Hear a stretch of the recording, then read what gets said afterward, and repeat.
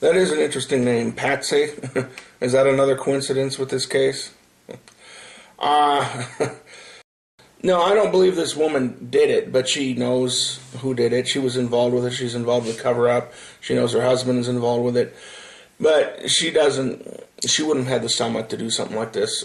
She was it's clear from several things I've seen her, she was upset about her daughter being killed. Not as upset as she should have been, but she was upset. Some of her antics appear to be acting.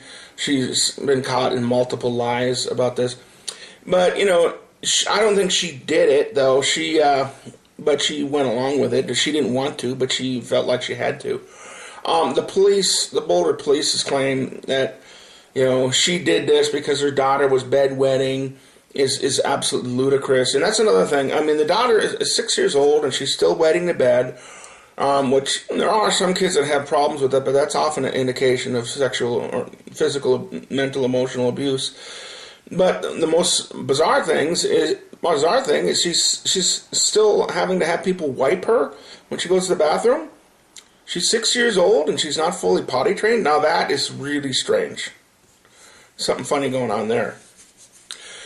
But anyway, this Patsy is basically that. She's a scapegoat, and it really bothers me that the Boulder police would try to make such ridiculously stupid claims that she just got mad and hit her daughter in the back of the head because she was bedwetting.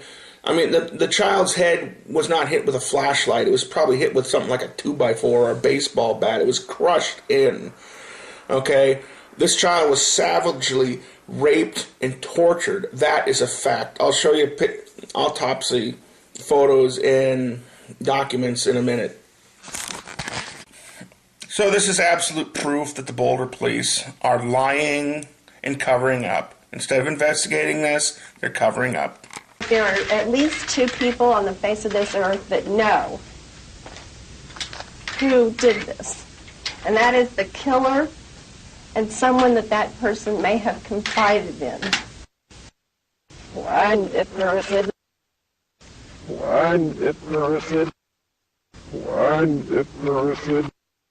We feel like there are at least two people on the face of this earth that know. I can't believe that we have ever knowingly met anyone that can be this vicious.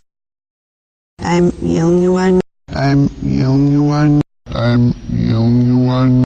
I can't believe that we have ever knowingly met anyone that can be this vicious. I'm the only one.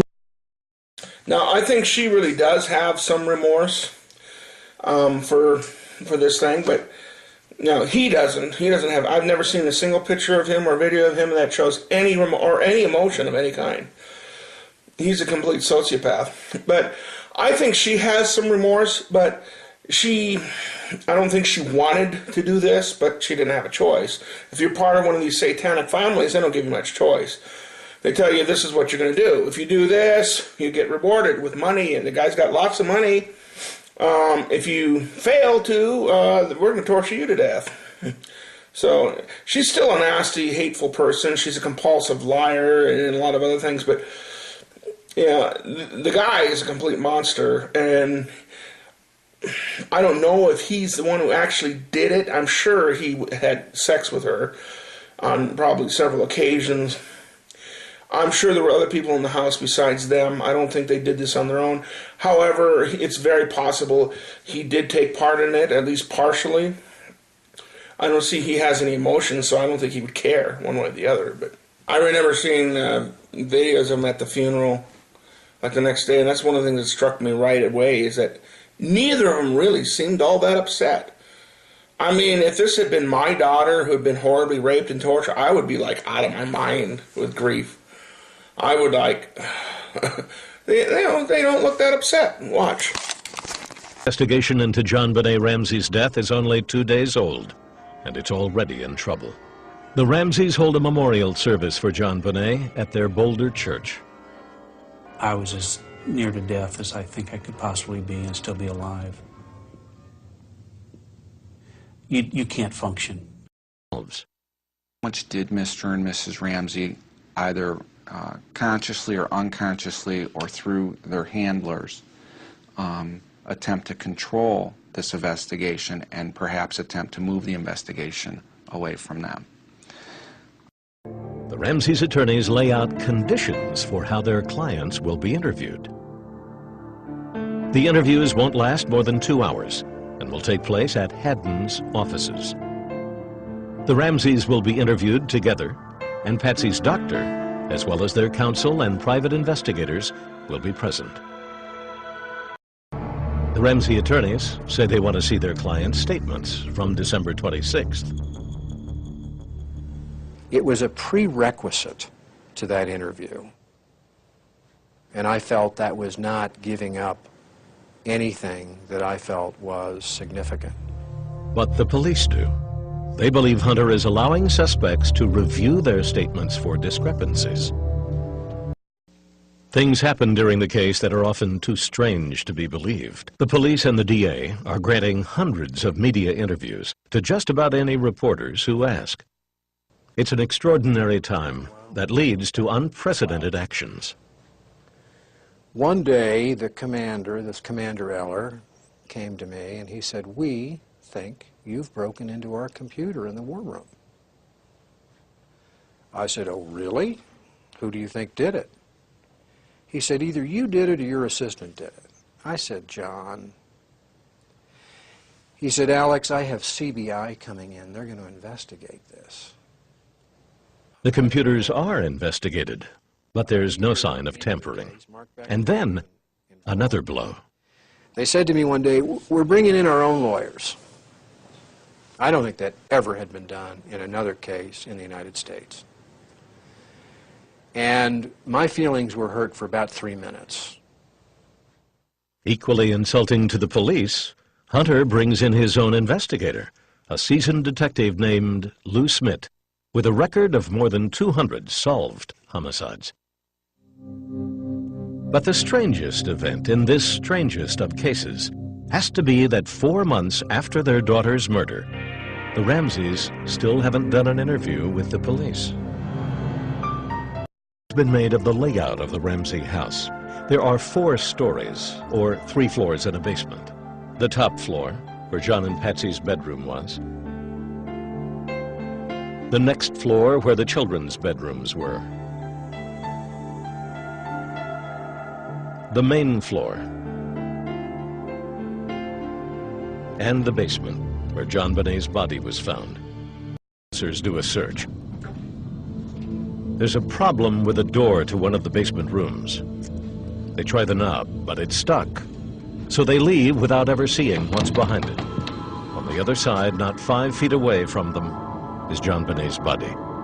Additional half story to get to this level of the house. You pass a door. Why couldn't or wouldn't somebody just walk out? This may have never really been a kidnapping. They did not want to go outside. They were making their way to the basement. You don't say? I think that's pretty obvious.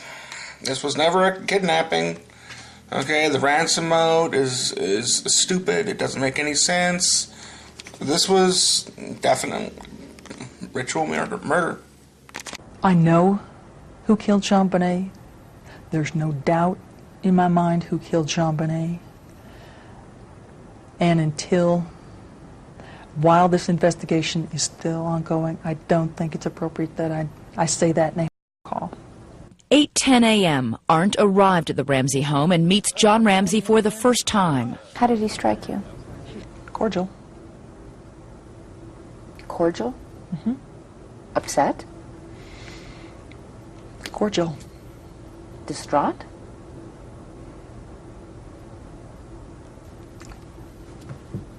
Cordial. I remember seeing John in the kitchen, looking through his mail, and I made a note that he was looking at his mail, and then I wondered, where did your mail come from? Isn't it possible maybe he was opening the mail looking for a clue from the kidnapper? I don't know, and I don't speculate. It's a piece of information that I see. It's something that I note. You thought it was unusual, however. I can say that it stuck out. Line imposed by the writer of the ransom note for a telephone call.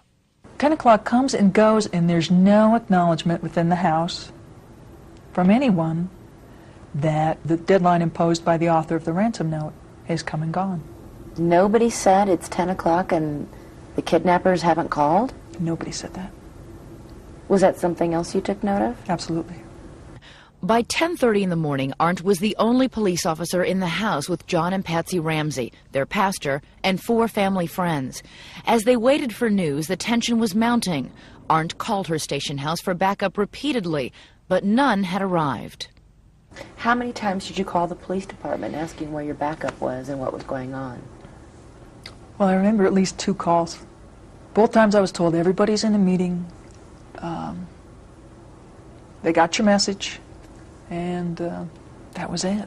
Were you feeling pressure being in charge of a group this large and with anxiety that high?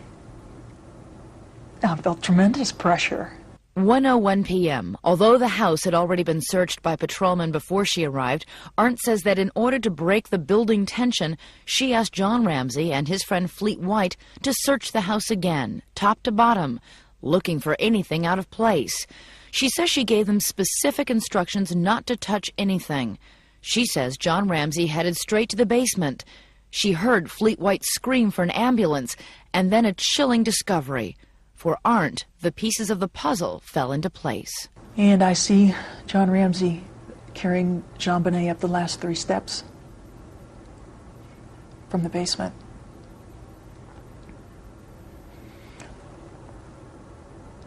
And my mind exploded.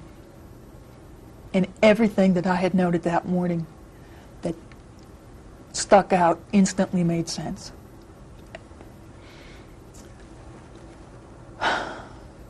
And JonBenét was clearly dead. Then she's been dead for a while. I ordered him to put JonBenét down. I knelt next to her and I leaned down to her face. And John leaned down opposite me. And his face was just inches from mine. And we had a nonverbal exchange that I will never forget. And he asked if she was dead. And I said, yes, she's dead.